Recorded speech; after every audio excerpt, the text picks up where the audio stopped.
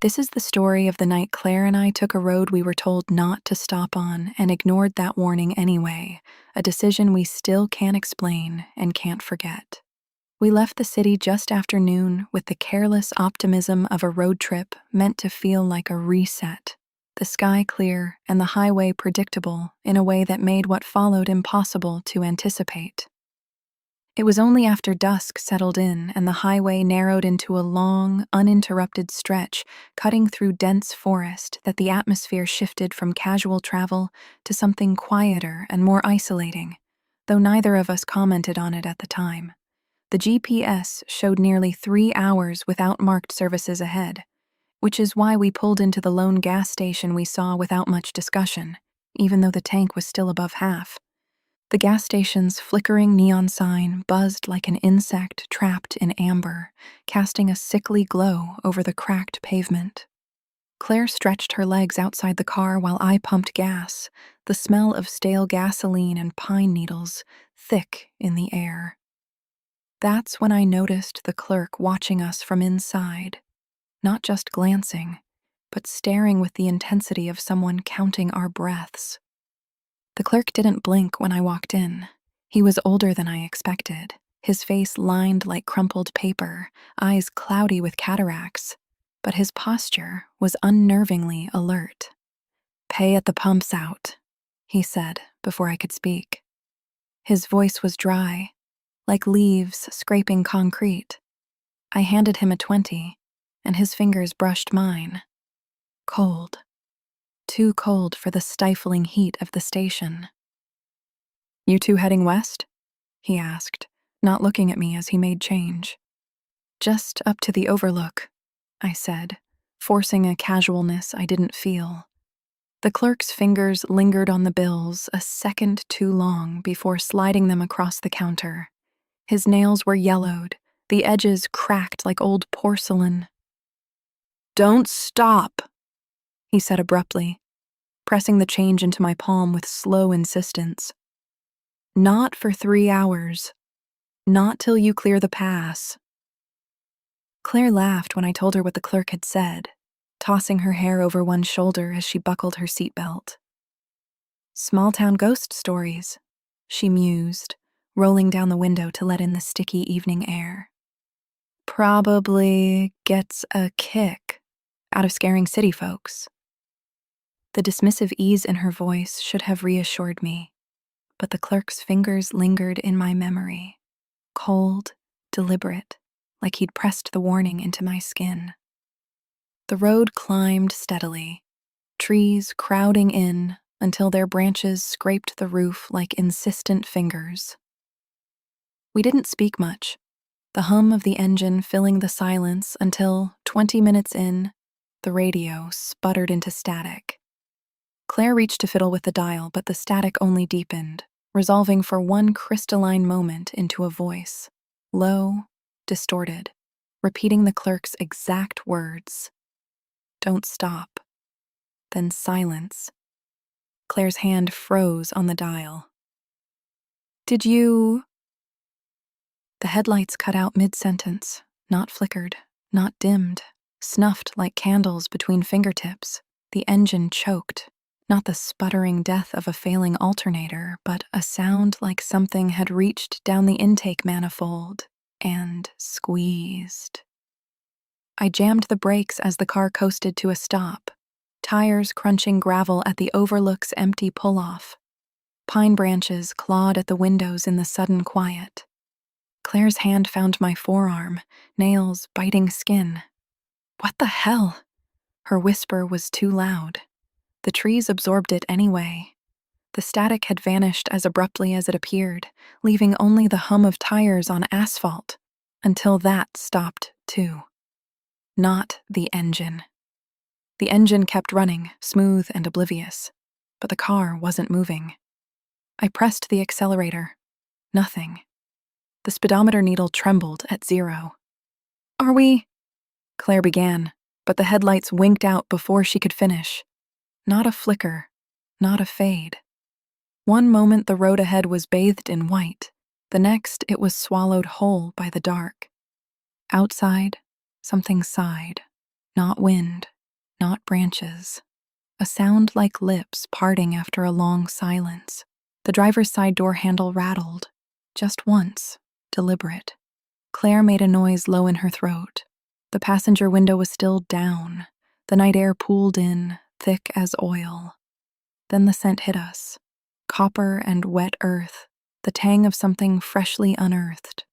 The overlook sign loomed ahead, its reflective letters glowing faintly in the dead headlights. We hadn't stopped. We'd been stopped. I wrenched the gear shift into park so hard the plastic cracked. The engine cut instantly, as if it had only been waiting for permission. Silence pooled in the vacuum left behind. Claire's breath came fast beside me. "We should," she started, but the words died when the trunk popped open with a thunk that shook the car. Not the electronic release, not the key fob. The trunk yawned like something had forced its fingers under the latch and pried. A shadow moved at the edge of the overlook, not an animal. Too tall, too wrong in the way it listed sideways, one shoulder higher than the other. The sign's reflection caught the shape of its face. Not a face, not really, just a suggestion of features stretched too wide. It took a step toward us, and its knee bent the wrong way. Claire's fingers dug into my arm again, her pulse rabbit quick against my skin. The trunk lid slammed shut on its own. The engine turned over without the key. The dashboard lights flared, then dimmed, pulsing like a slow heartbeat. The radio hissed to life. No static this time, just a wet, rhythmic clicking, like a tongue testing teeth. Claire lunged for the door handle. It came off in her hand, the metal warm and pliant as putty. Outside, the thing took another step. Its foot didn't lift. It dragged, toes scraping asphalt with a sound like bone on stone. I stomped the accelerator. The engine roared, but the car didn't move. The speedometer needle twitched. 30, 40, 60. While we sat motionless, the thing tilted its head. Its mouth split open in what might have been a smile. That's when the headlights flared back on, blinding white, illuminating the diner. It hadn't been there before, couldn't have been. The overlook was a jut of rock and guardrail, the road a sheer drop beyond it. But there it sat, a squat, neon-lit building, its windows glowing butter yellow, the parking lot empty except for a single truck with rusted wheel wells. The sign above the door buzzed, "Eat." The thing outside was gone. Claire exhaled sharp. "Did you see?" The diner's door swung open before she could finish, revealing a waitress in a pink uniform, her smile wide enough to show gums. "You kids lost?" she called, voice syrup sweet. Her head tilted just a fraction too far to the left, the tendons in her neck stretching taut like wires. Claire's grip on my arm tightened. The waitress beckoned with fingers that curled one joint too many, like petals unfurling backward. The diner's neon hummed louder, pulsing in time with my racing pulse. Claire's whisper was barely audible. "We don't go in there." But the car door clicked open on its own, hinges whining like a wounded animal. The air outside smelled faintly of burnt sugar and something metallic. The waitress stood perfectly still, her smile fixed and her head tilted at an angle that looked strained rather than natural. Behind her, the diner's windows flickered, and the shadows moving inside did not move like people. Claire's breath hitched beside me. "We don't move," she whispered, her fingers digging into my thigh hard enough to bruise. The car door hung open, inviting, but the interior light didn't flicker. It burned too steady, too bright, like a spotlight trained on us. The waitress tilted her head further, her neck tendons creaking audibly.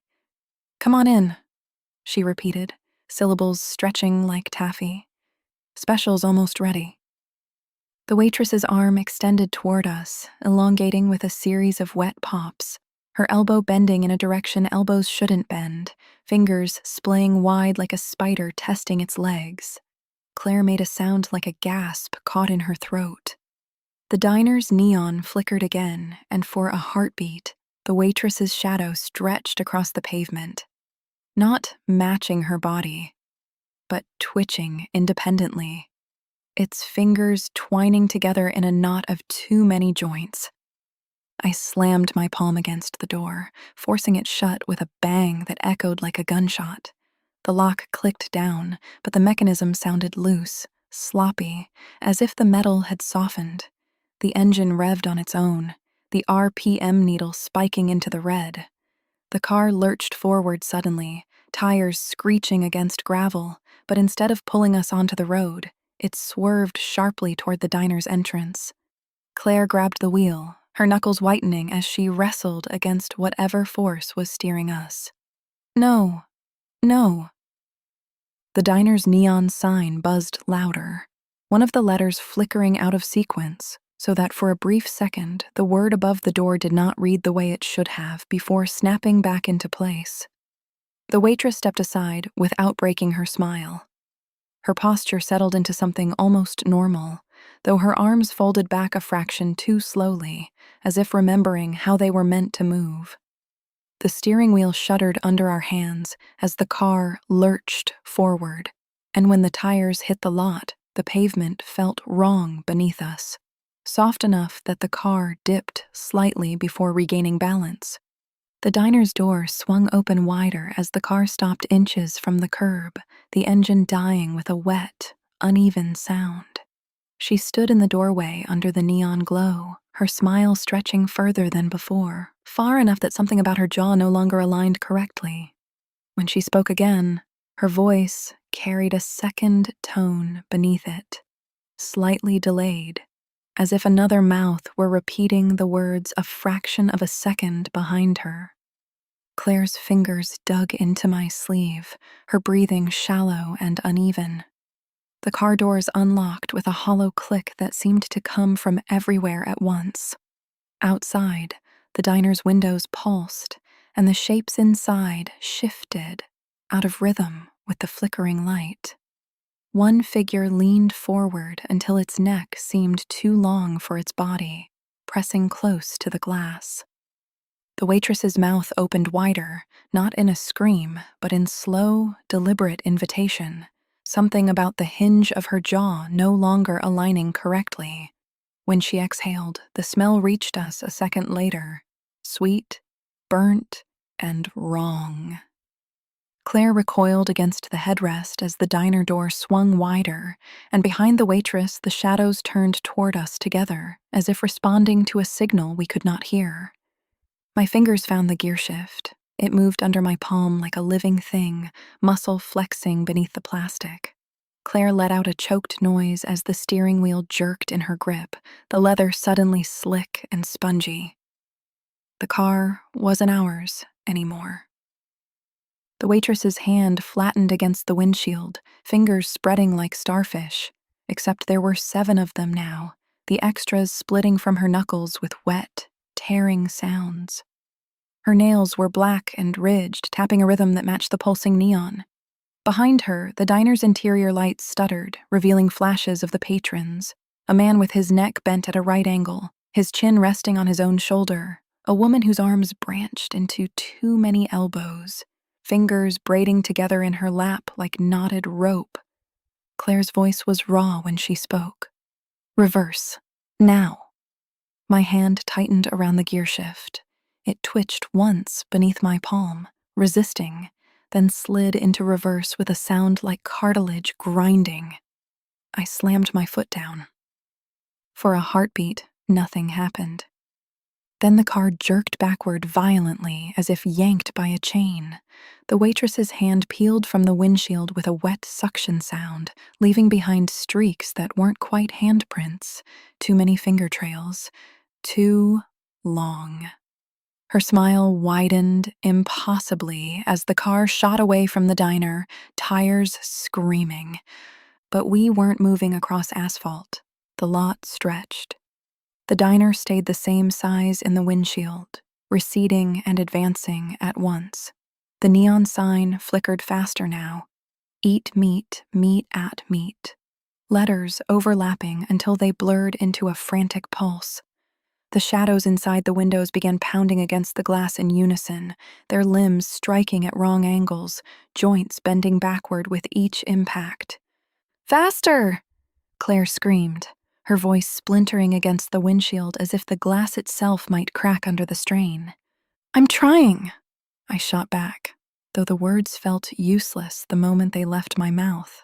The speedometer needle climbed in frantic, jerking increments, 40, 60, 80, trembling higher as the engine roared beneath us. Yet the diner stubbornly held its distance, fixed 20 feet ahead as though we were running in place inside someone else's nightmare.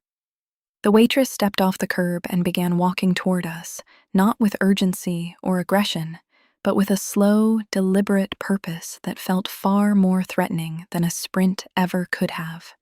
She did not rush. She did not lunge. She simply walked. And the certainty in that movement was what made my hands begin to shake on the wheel.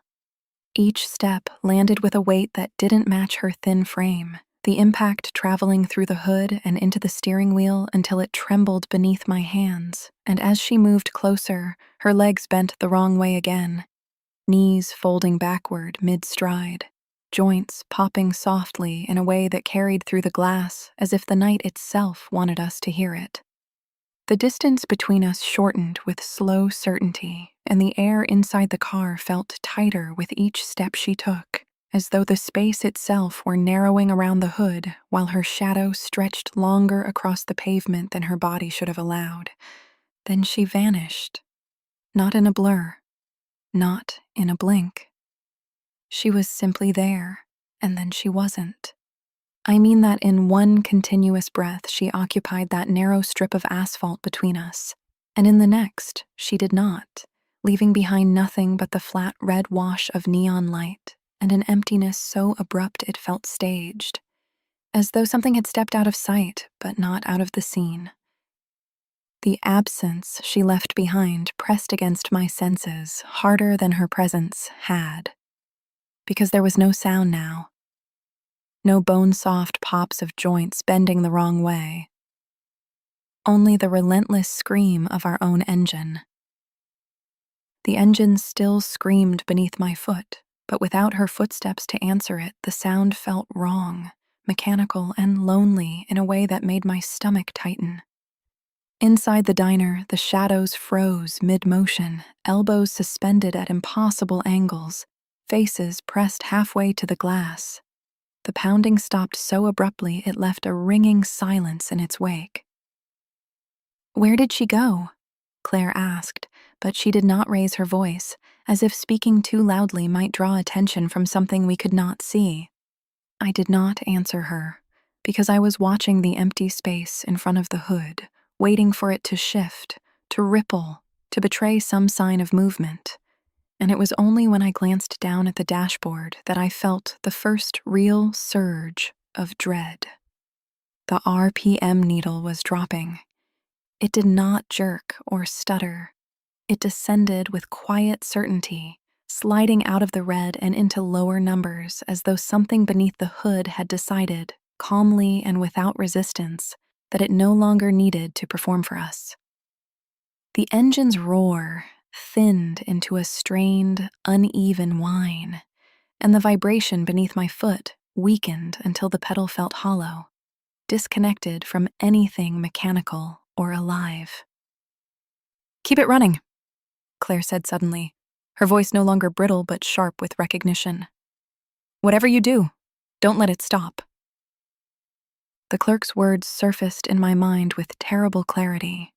Not as a memory, but as a realization that had been waiting for this exact moment to take shape.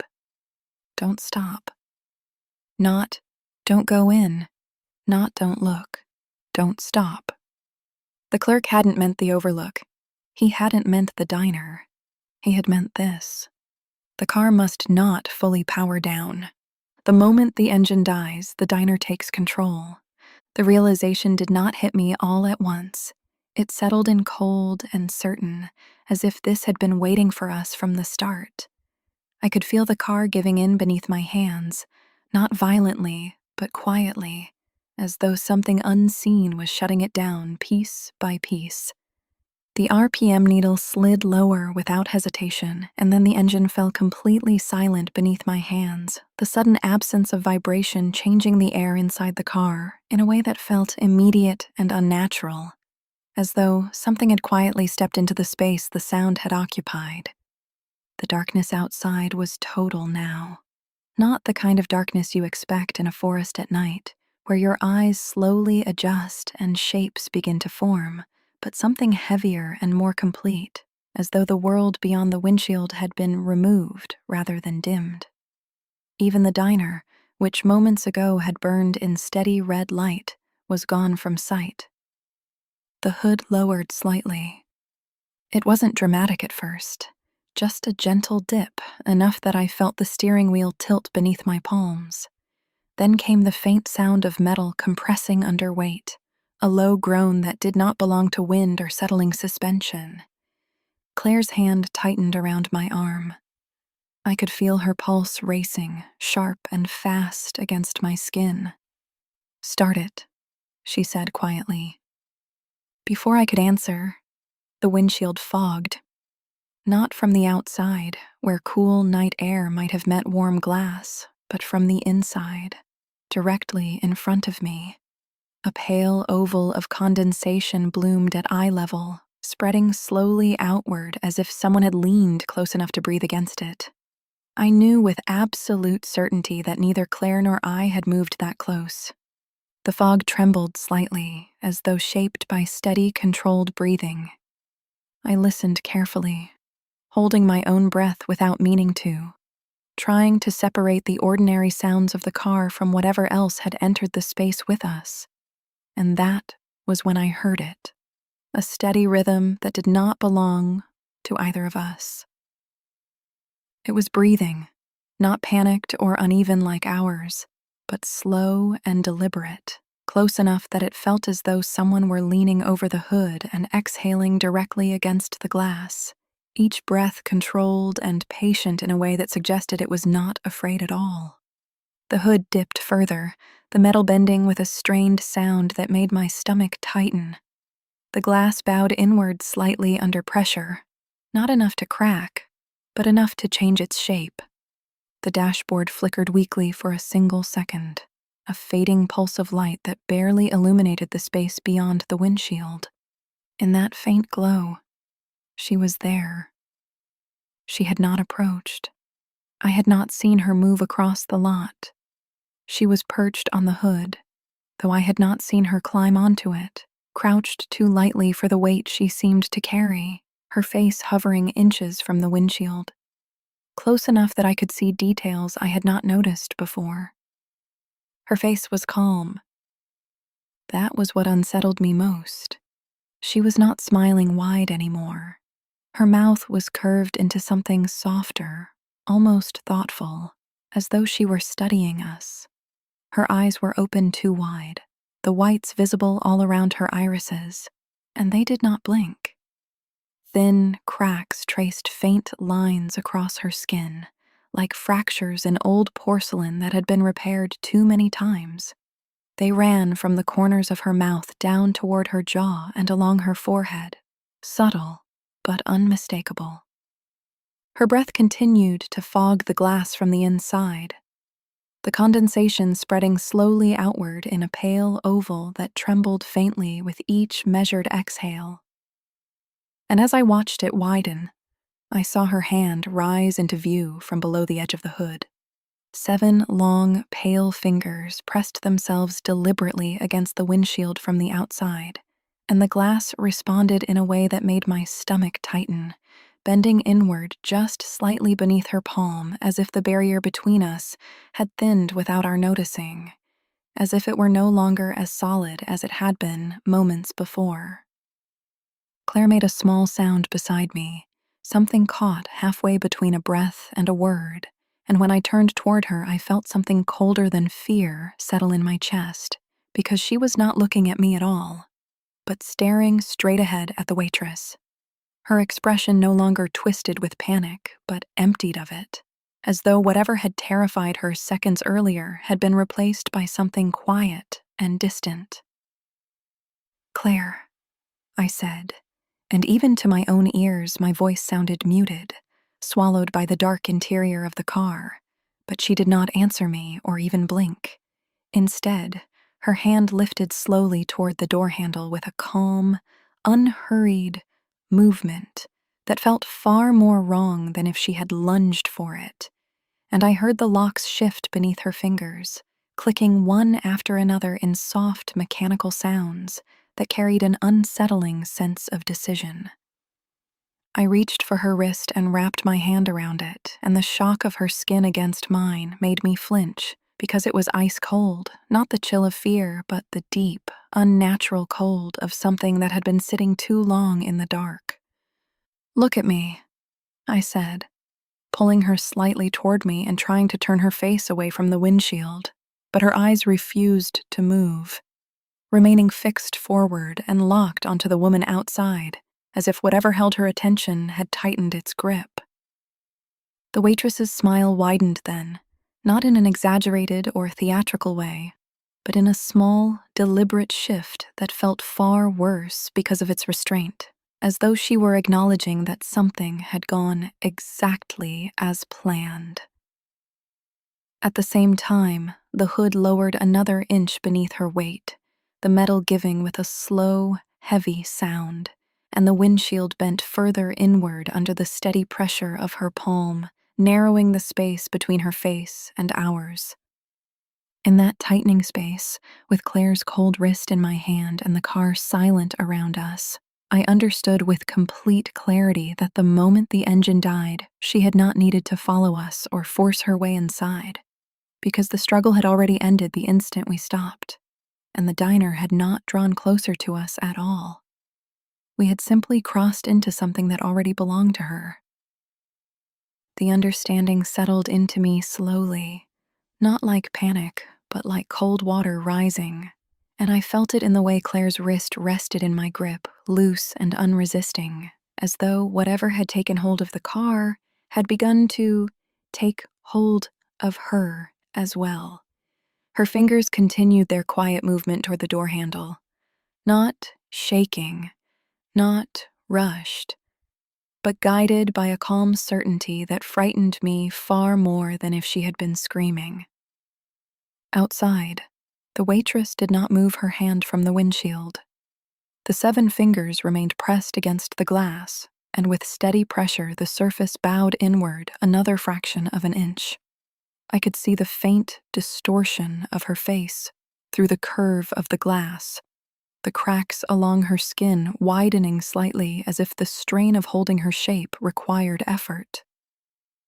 "Claire," I said again, and this time I forced her name out louder, sharper, trying to break whatever quiet spell had wrapped itself around her thoughts.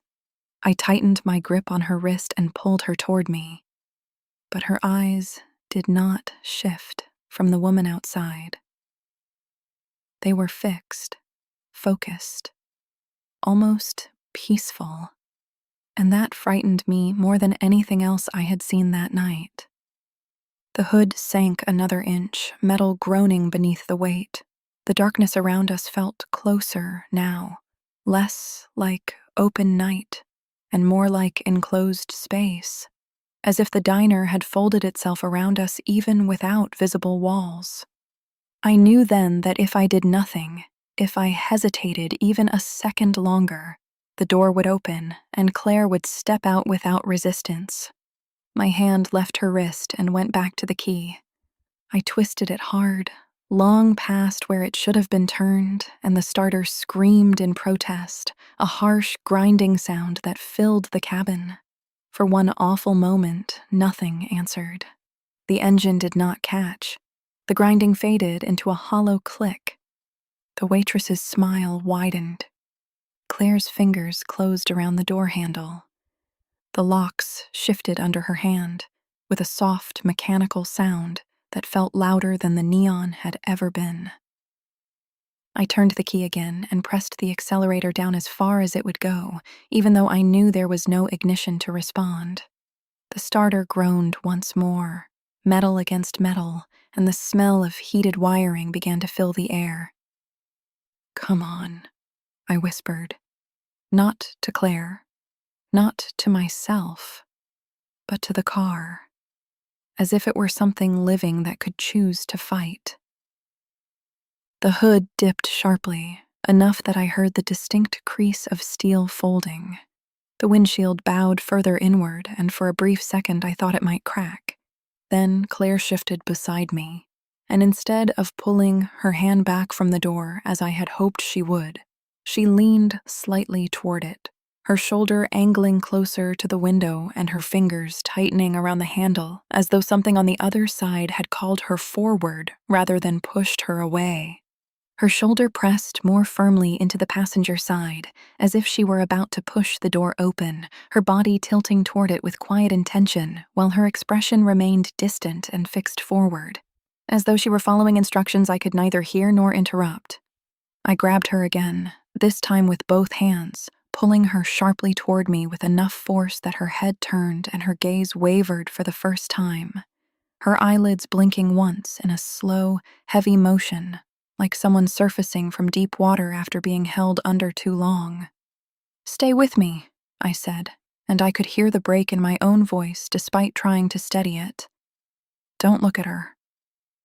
At that exact moment, the engine gave a weak, uneven cough beneath the hood, a fragile mechanical sound that felt impossibly small against the darkness, and the waitress's hand twitched against the windshield as if she had felt it too. I kept the key turned, despite the grinding scream of the starter and the heat building beneath my palm, pressing the accelerator again and again until my leg trembled from the strain, refusing to let either motion stop even for a second. The engine coughed a second time, louder and rougher than before, and I felt the hood lift slightly as though whatever weight had been pressing down on it had shifted or lost its hold. Claire drew in a sharp breath beside me, sudden and startled, and I felt her grip on the door handle loosen just a little, as if something inside her had broken free at the same moment. I did not release the key, and I did not ease off the pedal. I held both in place with stubborn force, ignoring the smell of heated metal and the violent vibration beneath my hands, willing the engine to respond, to catch, to fight back. And after one last strained shudder, it did. The engine did not return gently. It came back with a violent ignition that shook the frame of the car and sent a hard vibration through the steering wheel as the headlights burst on in a blinding flare of white light. The sudden brightness hit the windshield like a shockwave, and in that harsh glare I saw the waitress clearly for the first time since the darkness had fallen.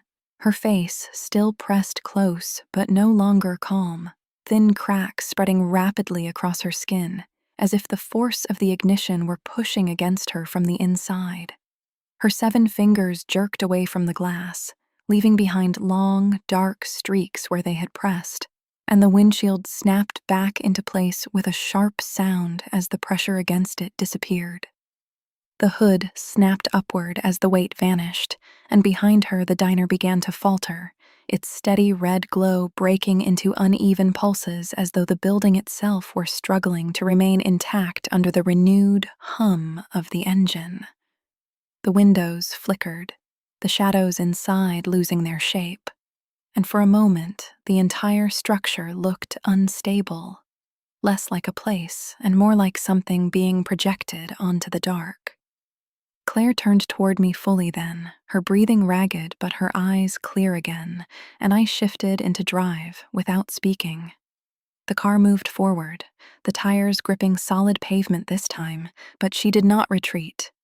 The moment the engine steadied, her attention snapped toward me. Whatever control she had held over Claire vanished, replaced by open fury as she slid across the hood with sudden violence until her face was directly in front of mine. She struck the windshield hard enough to make the frame shudder, and though the glass did not break, it bowed inward under the force. Her mouth twisted into something feral, no longer coaxing, but furious, and her fingers clawed at the hood as if she meant to drag the car back by sheer strength. I kept my foot down and the key twisted hard, refusing to release either, and under the steady glare of the headlights, I watched the thin fractures across her face deepen, no longer faint, but splitting wider across her skin. She pressed forward once more, desperate now, her features distorting against the glass, but the windshield no longer yielded the way it had in the dark. The pressure shifted abruptly, uneven and unstable, and the diner behind her flickered in violent pulses of red before collapsing inward at the edges. The engine surged again beneath my hands, stronger and steadier than before, and this time the resistance broke. The warped glass straightened, the hood lifted sharply, and the shape of her began to fail. The fractures widened once more, and her shape thinned until it simply could not hold together. She did not fall or retreat. She simply broke apart along those spreading lines, her outline blurring under the headlights, before collapsing inward and vanishing altogether. The diner flickered once more behind her and folded in on itself without debris or sound, and where it had stood there was only the overlook, the guardrail, and the dark road beyond. I did not slow down once we were back on the highway. The forest eventually thinned, the road widened, and the headlights illuminated nothing but asphalt and painted lines. Claire sat beside me in silence, pale but fully present, and neither of us suggested stopping even when the first real gas station appeared under bright, ordinary lights. It was hours later, in a town large enough to feel safe, that I finally turned the engine off. The silence that followed was ordinary and clean, free of that heavy pressure we had felt on the overlook, and for a few long seconds, I sat there with my hands still on the wheel, listening for something that did not come. Claire leaned back in her seat, exhausted, but steady. And when she looked at me, her expression was confused rather than distant, frightened but fully present. We did not talk much about what had happened. The next morning, daylight reduced the memory to something that almost felt manageable, like a nightmare that loses detail once the sun is up. Claire told me she remembered the waitress smiling and the engine dying, but after that everything felt blurred, as if she had been underwater and trying to listen through layers of sound. We accepted that explanation because it was easier than examining the alternative. A week later, while cleaning the inside of the car, I found myself studying the windshield more closely than I meant to. I had nearly convinced myself that the streaks I thought I saw that night were nothing more than dried condensation or stress playing tricks on my eyes. I sprayed cleaner across the glass and wiped it slowly, watching the surface clear beneath the cloth. That was when I noticed the faint distortion in the reflection. It was not obvious at first, just a slight interruption in the way the light bent across the glass. When I leaned closer and let the afternoon sun strike the windshield directly, the outline revealed itself. The shallow curve of a forehead, the faint impression of a nose, and the suggestion of parted lips, as though someone had pressed their face against the inside of the glass and held it there long enough to leave something behind. It was on my side. I told myself it was residue, a trick of reflection and angle, but the shape sat slightly misaligned, as if the pressure that formed it had come from within the car rather than against it. I did not tell Claire. The engine has never failed since that night. It starts immediately, every time, even in cold weather. Still, when I sit at a red light and the idle dips just slightly, I feel a faint shift at the front of the car, subtle but unmistakable, like weight settling against the hood. The clerk had told us not to stop. We didn't. I don't think the road ever meant to let us go.